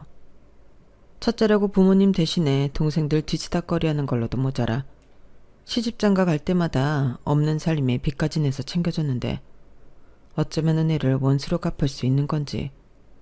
그런데 웃기는 게 뭔지 아세요? 아빠가 돌아가시고서야 비로소 저희 집 빚이 싹 사라졌다는 거예요. 가해자 측에서 받은 보상금으로 모든 빚을 털어낼 수 있었거든요. 아빠를 만나 결혼을 한 그 순간부터 일찍 세상을 떠나신 시부모님을 대신해 시동생들과 시누이들 보호자 노릇을 하며 살아왔던 엄마는 만감이 교차하는 것 같았어요. 이날이 때까지 빚에 치여 사느라 네 아빠랑 여행 한번 가본 적이 없어. 신혼여행도 안 갔어? 그럴 처지가 되니? 늘 돈이 쪼들려 살았는데 결혼식도 못하고 사는 게 불쌍하다고 우리 고모가 사진관에서 면사포 쓰고 결혼사진 찍게 해주셔서 그걸로 결혼식을 대신했는걸. 지금 생각해보면 어떻게 살아왔는지 모르겠다. 네 아빠가 형제들 시집 장가 보내고 나면 둘이 제주도로 신혼여행 데려가 주겠다고 약속했는데 이젠 영영 못 가게 됐네. 그래도 네 아빠가 저승 가는 길에 빚을 가지고 가줘서 고마울 뿐이지. 남편을 잃고 빚쟁이에서 벗어난 엄마는 허탈한 듯 허공을 바라보셨어요. 엄마, 그럼 아빠 대신 나랑 가자. 제주도든 부산이든 강원도든 신혼여행 가자고. 그럴까? 이참에 우리 여행 갈까? 그래, 그래야겠다. 아, 부산 갔다가 기장에 들러야겠다. 거기 가면 찾아야 할 사람이 있거든. 엄마가 찾고 싶어하는 사람은 다름 아닌 엄마를 키워준 유모였어요. 외할아버지 사업이 망하고 고용인들을 내보낼 때 유모님이 고향으로 간다고 했던 말을 기억하고 계셨거든요. 어디 사시는지 동네도 모르고 주소도 모른 채 아는 거라곤 기장에서 건어물하는 유모님 친척에 있다는 거 하나뿐이었지만요. 서울에서 김서방 찾기나 다름없었지만 그래도 엄마를 위해서 하는 데까지는 해보고 싶었어요. 그런데 막상 기장시장에 가보니 건어물 가게가 엄청 많은 거예요. 가게도 있고 기판에서 장사를 하는 상인까지 있었거든요. 그래도 만날 인연이기는 했는지 어렵게 유모님의 친척을 찾을 수 있었고 그분을 통해 유모님이 계신 곳을 찾아갈 수 있었어요. 연세도 많이 드시고 치매도 있으셔서 처음엔 저희 엄마를 못 알아보시더라고요. 엄마가 어릴 때 일이랑 집 구조 등을 여러 번 설명하자 조금씩 옛 기억이 떠오르시는지 엄마 이름을 부르시더라고요. 아주머니가 우리 정화를 아세요? 우리 정화 결혼해서 아들 낳았다는 소리는 들었어요. 잘 지내고 있대요. 유모, 그 정화가 저예요. 그리고 아들이 아니고 딸을 낳았어요. 여기 옆에 있는 애가 제 딸이에요. 네? 아닌데? 우리 정화는 아들을 낳았는데 주인 어른이 워낙 덕망이 있는 분이라서 신 사장님 내외가 우리 정화를 수양딸로 데려다 키우셨다고 들었거든요. 주인 어른한테 도움받은 게 많다고 땅도 주시고 집도 되찾아 주셨다고 했는걸요. 좀처럼 알 수 없는 말씀을 하시길래 엄마도 저도 당황스럽기만 했어요. 치매가 있으신 분이니 기억이 뒤섞여 그런가 보다 생각하고 대충 맞장구 쳐드릴 수밖에 없었어요. 유모님을 만나고 나오면서 얼마는 골목에 주저앉아 한참을 우셨어요. 지난했던 세월이 주마등처럼 떠올라 그러셨던 거죠. 자신을 아껴주던 분들이 모두 세상을 떠나고 이제 남은 건 유모님 뿐인데 그마저도 온전하지 못한 기억으로 엄마를 알아보시지도 못하니 얼마나 가슴이 아프셨겠어요. 그렇게 한참을 울고 난 엄마는 그래도 이렇게나마 유모님 얼굴을 뵐 수 있어서 좋았다고 하시더군요. 앞으로는 못해도 1년에 한 번은 찾아뵈야겠다고 다짐하셨는데 안타깝게도 유모님께서는 이듬해 가을에 세상을 떠나셨어요. 이제 엄마의 어린 시절을 기억하는 사람은 모두 세상을 떠나버린 셈이었어요. 아빠가 돌아가시고 6년쯤 지났을까요? 의사 남편 만나 사모님 소리 듣고 살던 셋째 고모가 연락을 했더라고요. 남편한테 이혼당하고 쫓겨난 뒤 보험 설계사로 살고 있다며 보험 좀 들어달라고 말이죠. 자기 오빠가 세상을 떠날 때도 돈 빌려달라는 소리 할까봐 장례식에도 안 왔던 인간이 자기 살자고 보험을 들어달라니 정말 뻔뻔하지 않아요? 저는 이번에도 엄마가 싫은 소리 못하고 보험을 들어주면 어쩌나 걱정했는데 엄마도 그동안 내공이 쌓였는지 알아서 잘 처리하시더라고요.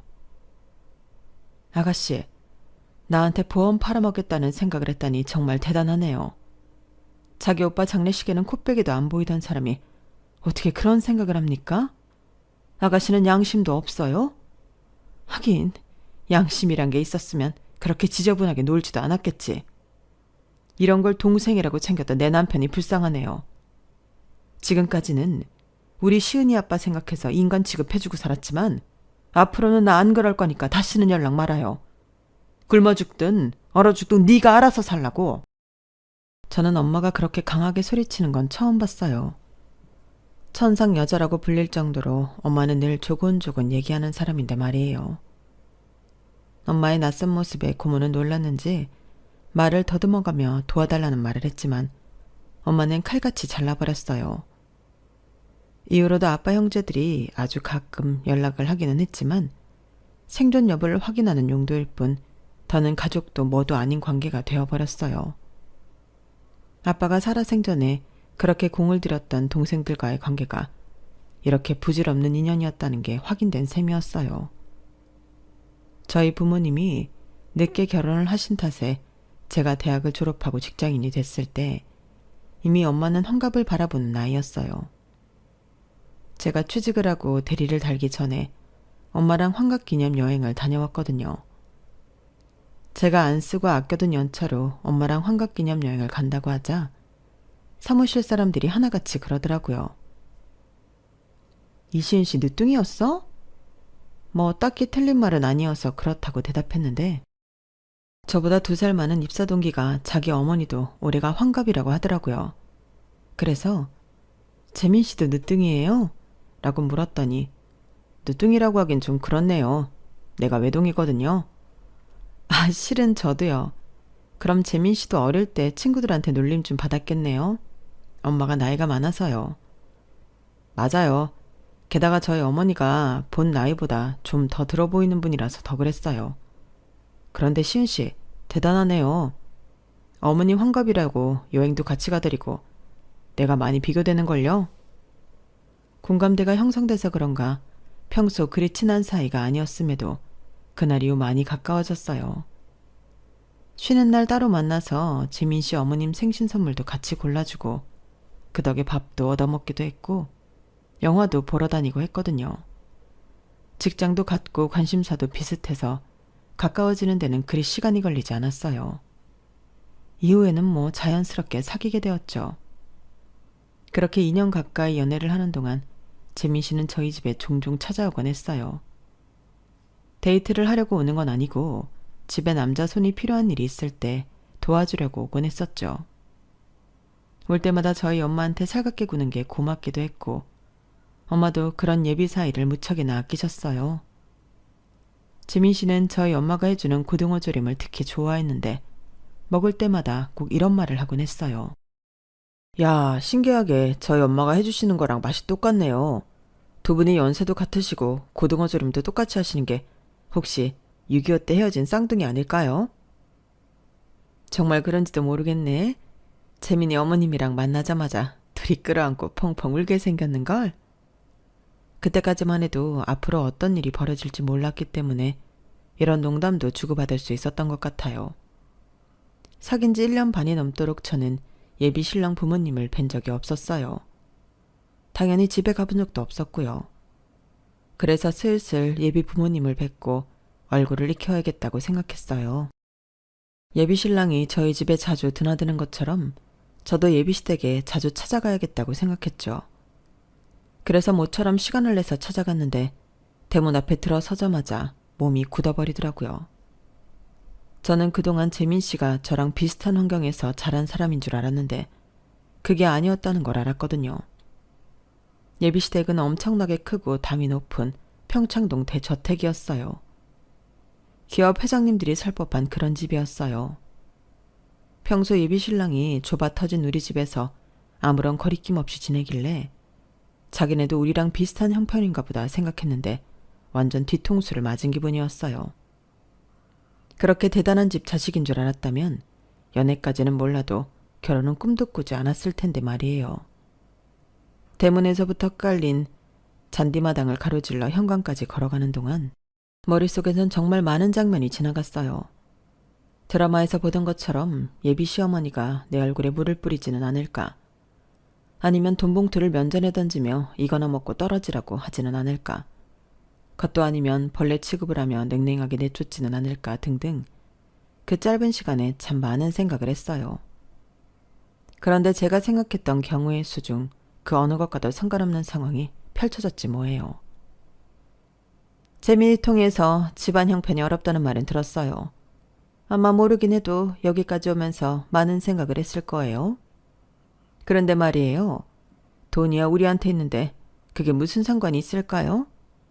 사실 나는 사업하시는 아버지 덕분에 손에 물 한 방울 안 묻히고 살았던 사람이에요. 그러다 중학생 때 가세가 기울어서 그때 처음 가난이 뭔지 알게 됐어요. 물론 돌아가신 친정아버지 덕분에 좋은 시부모님을 만나서 지금은 이렇게 돈 아쉬운 줄 모르고 살지만요. 내가 우리 시부모님한테 도움을 받은 것처럼 시은 씨한테는 내가 도움을 줄게요. 그러니까 우리 재민이랑 예쁜 사랑하고 때 되면 우리 집 며느리로 들어와요. 내가 딸처럼 키워줄게요. 잘 사는 집 사모님들은 다들 거만하고 막대 먹은 줄 알았는데 시어머니는 제가 가지고 있던 이미지와는 전혀 다르시더라고요. 고생을 해보신 분이라서 그런지 없는 사람 마음도 잘 헤아려 주시고 무엇보다 저를 있는 그대로 받아주시려 노력하셨어요. 집에 돌아가 엄마한테 그 얘기를 전했더니 엄마가 저보다도 더 좋아하시더라고요. 네가 부모 복은 없어도 시어머니 복은 있는 모양이다. 재민이가 누구 닮아서 사람이 반듯한가 했더니 어머니를 보고 배운 거였나 보다. 내가 왜 부모 복이 없어. 나는 다시 태어나도 엄마 딸로 태어날 거야. 그러니까 그런 소리 하지 마. 그래? 자식한테 그런 소리를 들으니까 좋긴 하다, 얘. 그래, 앞으로 종종 찾아뵙기로 했다고? 응, 어머님이 같이 쇼핑도 다니고 전시회도 다니자고 그러셨어. 하루빨리 가풍 익히려면 물건 보는 우리랑 예술적인 안목도 길러야 한다고. 그 얘기 들으니까 있지. 내가 꼭 재벌집 며느리가 된 기분인 거 있지? 내 인생이 하루아침에 이렇게 변할 줄 누가 알았겠어. 아무튼 살고 볼 일이라니까? 당신은 너무 들떠서 마치 구름 위를 걷는 기분이었던지라 앞뒤 상황을 재기보다는 눈앞에 그려지는 청사진에만 몰두했던 것 같아요. 앞으로 어떤 폭풍우가 휘몰아칠지 모른 채 말이죠. 첫 예비시댁에 방문한 이후 주말에 종종 어머님과 둘이서 데이트를 했어요. 어머님은 이게 다 며느리 교육이라고 하셨지만 제 입장에선 쏠쏠한 쇼핑 찬스나 다름없었어요. 어머님을 모시고 쇼핑을 할 때마다 어머님은 고가의 물건들을 아낌없이 턱턱 사주셨어요. 옷이며 화장품은 물론 구두와 백까지 풀세트로 말이죠. 그뿐인가요? 너무 비싸서 제 돈을 주고는 절대 사 먹을 수 없는 음식들을 사주시고, 유명해서 표를 구하기 힘든 전시회나 오페라, 뮤지컬도 어머님 덕분에 관람할 수 있었어요. 이런 게 교육이라면 평생 게으름 피우지 않고 받을 수 있겠다는 생각이 들더라고요. 그런데 그런 기쁨은 생각보다 길게 이어지지 않았어요. 어머님과 가까워진 지 2달 됐을 때 생각지도 못한 사건이 벌어졌거든요. 그날도 어머님과 전시회 관람을 마치고 전시장 안에 있는 카페에서 차를 마시고 있었는데 엄마한테 전화가 온 거예요. 액정에 엄마라고 떠 있는데 인사를 시켜드리지 않을 수 없어서 전화를 바꿔드렸어요. 의례적인 인사들을 나누시곤 전화를 끊으셨는데 어머님이 혹시 엄마 사진이 있냐고 물으시더라고요. 아는 분이랑 목소리가 너무 비슷하다면서요. 그래서 휴대폰에 저장된 엄마 사진을 보여드렸더니 처음엔 긴가민가 하는 듯 고개를 갸웃거리시더니 엄마의 여고 시절 교복 사진을 보시고는 눈이 동그랗게 커지시는 거예요. 그리고는 사진 속 엄마와 저를 몇 번 번갈아가며 보시더니 한숨을 쉬시고는 표정이 싹 변하더라고요. 그 자리에서는 딱히 뭐라고 하지 않으셨지만 갑자기 피곤하시다며 이후 일정을 취소하고 바로 집으로 돌아가셨어요. 그리고 며칠 뒤 제게 전화해 이 결혼은 안 될 것 같다고 일찌감치 마음을 접으라고 하시더라고요. 그래서 제가 재민 씨랑 상의된 거냐고 물었더니 목소리가 확 달라지면서 소리를 빽 치시는 거예요. 부모가 안 된다면 안 되는 거지. 내 아들 의사는 네가 왜 묻니? 네 눈에는 우리 집안이 그렇게 호락호락한 집안으로 보이니? 어른이 안 된다고 할 때는 그럴 만한 이유가 있는가 보다 해야지. 어디서 못 배운 티 내고 있어? 아무리 보고 배운 게 없어도 그 정도는 눈치껏 알아야지. 아무튼 어차피 안 될 일 길게 가져갈 생각 말고 일찌감치 너도 마음 비워라. 이건 어디까지나 널 위해서 하는 소리야. 남자야 파혼을 하든 이혼을 하든 그게 흠이나 되겠니? 하지만 여자는 다르잖니. 이 정도 말해줬으면 나도 할 만큼 한 거다. 그러니 내 말 들어. 어머님, 이런 경우가 어딨어요. 제가 왜 안 되는지 이유도 말씀 안 해주시고 무턱대고 안 된다뇨. 처음부터 저희 집 사정은 아시고도 승낙하셨던 거잖아요. 그럼 집안 형편 내외에 저한테 문제가 있다는 얘긴데 제 머리로는 도저히 떠오르는 게 없어요. 그러니 이유라도 좀 알려주세요. 알아야 포기를 하든 말든 할 거 아니에요. 너무 답답해서 안 되는 이유라도 말해달라고 닥달을 했지만 어머님은 끝내 아무것도 말해주지 않으셨어요. 어머님 전화를 끊고 예비 신랑한테 이 얘기를 전했더니 자기는 금시초문이라면서 오히려 저보다 더 화를 내더라고요. 그리고는 점심시간 내내 어머님과 전화로 싸우는 것 같았어요. 퇴근길에 저를 집까지 데려다주면서 어머님은 자기가 설득하겠다고 아무 걱정 말라고 했지만 어떻게 걱정이 안 되겠어요. 집에 들어가자마자 침대에 엎어져 펑펑 울었는걸요. 그 바람에 엄마는 제 방까지 달려들어오셨고 시어머니의 반대로 파혼 위기라는 얘기를 들으시고는 한참을 말을 잇지 못하시더라고요. 아마도 한참 기우는 우리 집 형편 때문이라고 생각하시는 것 같았어요. 못난 부모 탓에 자식 가슴에 몹을 받게 됐다고 한탄하시는 걸 보니 말이에요. 그래서 그런 게 아니라고 전시회 관람을 하고 갑자기 어머님 표정이 변하셨던 걸로 봐서 그날 내 행동에 문제가 있었던 것 같다고 말씀드렸어요.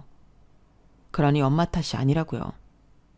그러면서 그날 어머님이 내 휴대폰 속 사진들을 몇 장 보셨는데 그걸 보시고 표정이 안 좋아지셨다고 했더니 엄마가 그 사진을 좀 보자고 하시더라고요. 그래서 그날 어머님께 보여드렸던 엄마 여고 시절 사진을 비롯해 엄마 사진 몇 장을 보여드렸어요. 그러다가 시어머니랑 같이 찍은 사진을 엄마가 보게 되셨는데 가만히 있어보자. 내가 이 얼굴 어디서 본 적이 있는 것 같은데? 맞아, 명자. 얘 명자가 분명해. 재민이 어머니 성함이 명자 맞지? 정명자. 그건 잘 모르겠어. 물어본 적이 없으니까. 왜? 엄마가 아는 사람이야? 알다마다 인연이 얼마나 지독한 년인데 우리 엄마 유품까지 죄다 훔쳐간 년이라고. 그뿐이야? 내 옷 훔쳐입고 나가서는 내 얼굴 모르는 사람들한텐 지가 땡땡정미소 사장 딸이라고 내 행세까지 하고 다닌 사기꾼이라고. 내가 얘를 잡으려고 얼마나 찾아다니는 줄 알아? 다른 건 몰라도 우리 엄마 유품만큼은 찾고 싶었는데 땅으로 꺼졌는지 하늘로 솟았는지 찾을 길이 없더라. 그런데 이게 부잣집 사모님이 되었을 줄이야. 그래, 이제 이해가 간다. 재민이 엄마가 명자 인연이면 널 반대할 만도 하지. 나를 사돈으로 만난 지가 어떤 인간이지 죄다 알려줄 테니 얼마나 겁이 났겠어. 그래도 혹시 모르니까 재민이한테 엄마 성함이 어떻게 되는지 한번 물어봐. 어서. 엄마의 성화에 예비 신랑한테 전화해 어머님 성함을 물었어요. 그랬더니 엄마 말대로 정명자가 맞더라고요. 엄마는 잠시 분을 사기며 생각을 하시더니 제게 물으셨어요. 이 결혼 하고 싶냐고요. 솔직히 예비 신랑은 여전히 마음에 들고 헤어지고 싶은 생각은 없었어요. 하지만 어머님 같은 사람과 가족이 되어 평생 보고 살 자신은 없었어요. 더군다나 내 엄마한테 상처를 준 사람인데 어떻게 웃는 얼굴로 볼 수 있겠어요. 그래서 어차피 환영받지 못할 결혼이라면 시작도 않는 게 나을 것 같다고 말씀드렸어요. 그러자 엄마는 제게 같이 갈 데가 있으니 일어나라고 하시더군요. 그렇게 엄마와 저는 예비시댁으로 향했어요. 우리가 간다는 걸 말하면 혹시라도 어머님이 자리를 비울까봐 연락도 않고 불시에 찾아갔죠.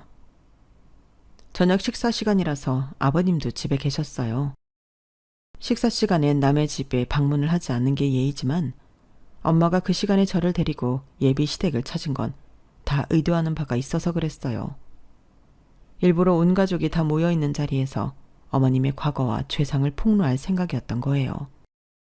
재민이 아버님, 안녕하세요. 시은이 엄마예요. 초면임에도 불구하고 늦은 시간에 찾아뵙게 돼서 죄송합니다. 다름이 아니라 제가 꼭 만나야 할 사람이 있어서요. 45년 전에 제 친정어머니 유품을 훔쳐 도망간 사람이 있는데 그 인간이 이 집에 살고 있다는 소리를 들었거든요. 놓치기 전에 제 손으로 잡으려고 무례를 무릅쓰고 이렇게 왔습니다. 정명자, 오랜만이다. 못 본 사이에 많이 변했구나. 이젠 제법 부잣집 사모님 티가 난다. 어릴 때부터 돈 많은 남자 만나 대궐 같은 집에서 살 거라고 그러더니 소원 이뤘구나. 내가 널 영영 못 찾을 줄 알았니? 그래서 내가 시은이 엄마과 알자마자 파혼하자고 우리 딸 가슴에 못 박은 거야? 그러자 어머님이 저희 엄마 말을 끊으며 날카롭게 말했어요. 너 입 다물지 못해? 여기가 어디라고 찾아와선 함부로 입을 나불거려? 당장 돌아가. 내 집에서 나가라고. 왜? 내가 네 남편이랑 자식 앞에서 더러운 네 과거 탈탈 털까봐 겁나니? 네가 지은 죄 겁은 안 나고 내 입에서 나올 말만 겁이 나는 거야? 너 정말 대단한 년이다. 네가 신부는 대단히 상승했는지 모르겠지만 하는 짓거리는 그 옛날 하던 짓을 못 버리고 그대로구나. 너 나 몰래 나를 사칭하고 다녔다며.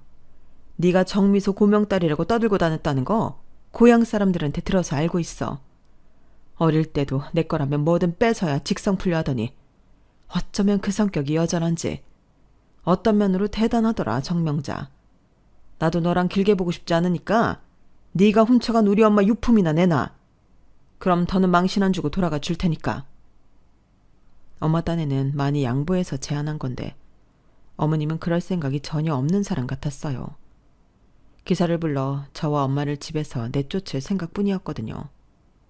그러자 예비 신랑이 달려들어 엄마와 저를 밀어내려는 운전기사를 막아섰어요.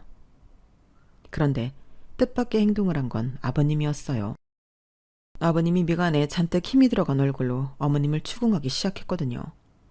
그런데 그 내용이 우리의 예상을 깬 거라서 놀랍기 그지 없었어요. 땡땡정미소 사장님이 당신 부친이라고 하지 않았나? 우리 아버지께서 당신을 며느리로 들인 이유가 그 때문인데 그게 아니라면 당신 정체가 뭐야? 그러자 어머님은 입술을 부르르 떨며 독을 쓰다가 버럭 소리쳤어요. 내가 땡땡정미소 딸 맞아요. 저 여자가 거짓말을 하는 거라고요. 당신은 30년 넘게 살 비비고 산 내 말은 못 믿고 난생 처음 보는 여자 말만 믿는 거예요? 아휴, 내가 전생에 무슨 죄를 지어서 말년에 이런 꼴을 당하는 건지. 이래서 집에 사람을 잘 들여야 한다고 그러는 거였네. 며느리감 하나 잘못 데려왔다가 이게 무슨 봉변이야? 이보세요, 시은이 어머니. 내가 이런 말까지 안 하려고 했는데 그쪽이 이렇게 나오니 어쩔 수 없네요. 당신이 나한테 무슨 억하심정이 있어서 이러는지 나 알아요. 그쪽 우리 집에서 일하던 식모였잖아. 그때 하도 거짓말하고 내 물건 훔쳐서 쓰고 다니길래 우리 아버지한테 일러서 몇 번 혼냈다고. 그걸 못 잊어서 나 괴롭히는 거잖아요. 그런데요, 시은이 엄마. 인생 그렇게 살면 안 돼요. 벌 받아. 내가 시은이 생각해서 이번은 봐줄 테니까 조용히 돌아가세요. 막말로 경찰이라도 부르면 그땐 어떡할 겁니까? 경찰이 기업 회장 부인 말을 듣겠어요? 가진 거라곤 쥐뿔도 없는 동네 아줌마 말을 듣겠어요? 답은 뻔하잖아요. 그러니 좋게 말할 때 돌아가세요. 그 버릇 여전하구나. 궁지에 몰리면 상대한테 뒤집어 싸우는 버릇. 그런데 어쩌니 더는 못하게 돼서 나한테 네 약점이 딱 잡혀있으니 말이야. 네가 나인 것처럼 사칭하고 다녔던 거 내가 어떻게 알았을 것 같아? 그거 중학교 동창들이 말해줘서 한 거야. 애들한테 중학교 때 사진도 다 남아있더라. 우리 집에 놀러와서 찍은 사진도. 그런데 명자야, 그 사진 속에 너도 있어. 걸레 들고 마룻바닥 닦는 모습이. 경찰 부를 테면 불러. 아니, 법정까지 가도 좋아. 네 정체 밝혀줄 증인들은 차고 넘치니까. 요즘 세상이 말이다. 전처럼 말 한마디에 후딱 뒤집히는 그런 세상이 아니야. 모든 게 다 증거로 돌아가거든. 네가 땡땡 정미소 딸인지 내가 딸인지 그거 밝혀내는 건 일도 아니야. 난 그저 네가 훔쳐간 우리 엄마 유품만 돌려받으려고 했는데 안 되겠다. 너 네 죄값은 법의 심판으로 받아야겠어. 어찌 보면 간단히 끝날 수 있었던 그날의 일은 저희 엄마가 변호사를 선임하면서 결국 법정 싸움으로 이어졌어요. 그런데 그 과정에서 밝혀진 일들이 정말 어이가 없는 것들 뿐이더라고요. 어머님은 저희 외가에서 나가던 시점에 고향집으로 돌아가지 않고 다른 지역으로 가서는 부잣집 식모로 들어갔던 모양이었어요. 거기서 자신을 땡땡 정미소 딸인데 집이 망하고 부친이 갑자기 세상을 떠나셔서 식모로 나서게 됐다고 거짓말을 했던 거죠. 그런데 그 거짓말로 인해 팔자가 바뀌는 일이 생긴 거예요. 그 집주인과 알고 지내던 신 사장님이 저희 외할아버지한테 도움을 받았던 분이었는데 그 집에서 어머님을 보살피겠다고 나섰거든요. 다행히도 그분이 어린 시절 저희 엄마 얼굴만 기억할 뿐 다 큰 모습은 본 적이 없어서 어머님의 거짓 행각은 들키지 않았어요. 게다가 어릴 때부터 저희 엄마랑 지내왔기 때문에 집안 사정이나 벌어진 일들도 훤히 깨고 있어서 더더욱 땡땡 정미소 딸 행세를 할 수 있었던 거죠. 신 사장님께서는 어머님을 고등학교까지 보내주시고 돌아가시기 전에는 어머님께 잃어버린 저희 외가도 찾아주셨다더군요. 저희 외할아버지께 갚아야 할 빚이 있는데 딸한테 대신 갚는다고요. 그 일과는 별개로 신 사장님 아내분이 중신을 사주셔서 어머님은 현재 예랑의 아버지와 결혼을 하게 되었어요. 비록 5살짜리 아들이 있는 남자의 후처자리였지만 그래도 남의 집 식모 노릇을 하던 처지에 부잣집 사모님 소리 들으며 살게 됐으니 이 정도면 팔자가 확 피었다고 해도 과언이 아니었죠. 이 집으로 시집갈 수 있었던 것도 땡땡 정미소 고명딸이라는 타이틀 덕분이었어요. 비록 집은 망했어도 어릴 때부터 근본 있는 집에서 잘 배우고 자랐을 거라 미루어 짐작하고 받아들인 거였으니까요. 그러니까 따지고 보면 어머님의 인생은 자신의 신분을 속이고 땡땡 정미소 고명딸이 된 순간부터 이루어진 가짜 인생인 셈이었어요. 그리고 그 거짓말의 끝은 처참한 말로였어요. 먼저 신 사장님으로 증여받았던 저희 외가는 다시 저희 엄마 명의로 바뀌게 되었고 저희 외가를 팔아가며 만든 인맥은 모조리 끊어지고 말았어요. 그 과정에서 돈이 얽힌 일들로 인해 크고 작은 소송을 당하게 되었고요. 그리고 가장 큰 타격은 이혼이었어요. 사실 이거는 이번 일 때문이라고 단정짓기는 좀 그래요. 아버님과 어머님 사이가 전부터 좋지 않았으니까요. 저를 처음 만났을 때 어머님이 제게 잘해주셨던 이유와도 관련이 있거든요. 있는 사람들이 참 무서운 게 돈이 있어도 집안이 좋지 않으면 그들 사이에서는 따돌림이 심한가 봐요. 어머님은 남편 덕분에 부는 잃었지만 상류층 사람들 모임에 초대받지 못했어요. 대학도 못 나왔던 터라 학벌 차이도 심했고 무엇보다 모임에 끼워주지를 않았으니까요. 저를 데리고 백화점 쇼핑을 다니고 전시회랑 오페라 공연, 뮤지컬 공연을 다녔던 것도 함께 다닐 사람이 없어서 그랬던 거였죠. 차라리 없는 집딸을 며느리로 들여 자기 입맛에 맞게 데리고 다니자. 이게 시어머니 생각이었던 거예요. 하지만 이혼을 당했으니 그마저도 이룰 수 없게 되었죠. 아, 저희 엄마가 진행하려던 소송은 결국 시작도 못하고 끝이 났어요. 어머님이 저희 외가와 일대 땅, 그리고 외할머니 유품인 보석 장신구들을 순순히 돌려주시기도 했고 소송을 걸어봐야 승소할 일이 없다는 걸 알고 포기했거든요. 명의도용이라고 하기에는 실질적으로 이름이나 주민등록번호와 같은 개인정보를 도용당한 적도 없고 직접적인 피해를 입은 게 없기 때문이었어요. 아마 어머님도 변호사를 통해 이런 사실은 알고 있었을 거예요. 그럼에도 저희 외가와 일대 땅, 외할머니 유품을 돌려준 건 어떻게든 이혼을 피하려고 아버님께 어필하려는 노력이었는데 결과적으로는 실패한 셈이었어요. 아버님이 이혼 청구를 하셨으니까요.